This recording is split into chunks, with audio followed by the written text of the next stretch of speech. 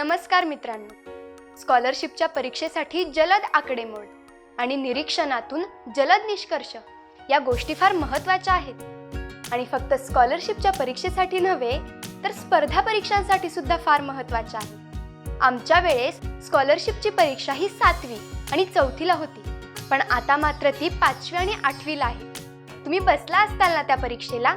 झाली का मग तयारी? अजून नाही? काही टेन्शन घेऊ नका, कारण आता मी आलीये, मी तुमची तयारी करून घेईन। मित्रांनो, मी तुम्हाला एक गंमत सांगते।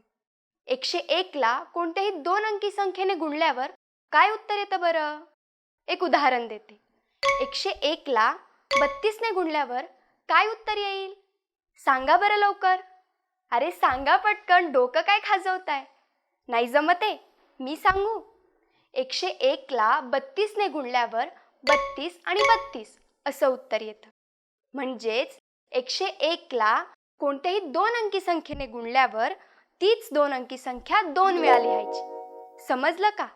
आता अजून एक उदाहरण सांगते। 101 ला 99 ने गुणल्यावर काय उत्तर येईल? सांगा लवकर। बरोबर, 99 आणि 99। समजलं ना आता? आता अजून एक गंमत सांगते। 1001 ला कोणत्याही 3 अंकी संख्येने गुणल्यावर काय उत्तर येते ते? 1001 गुणिले 399 बरोबर काय येईल? सांगा लवकर। हां, 1001 ला 399 ने गुणल्यावर 399 ही संख्या 2 वेळा लिहायची।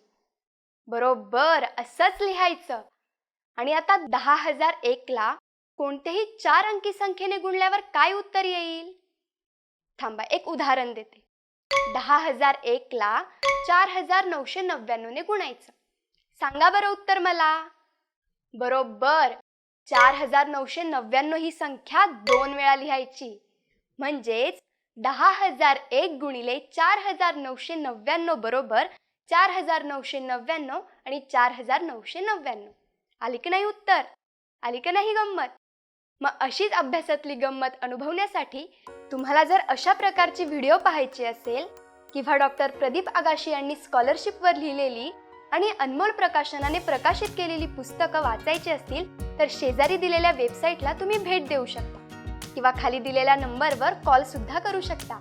चला तर मग अभ्यास करूयात आणि स्कॉलरशिप मिळवूयात।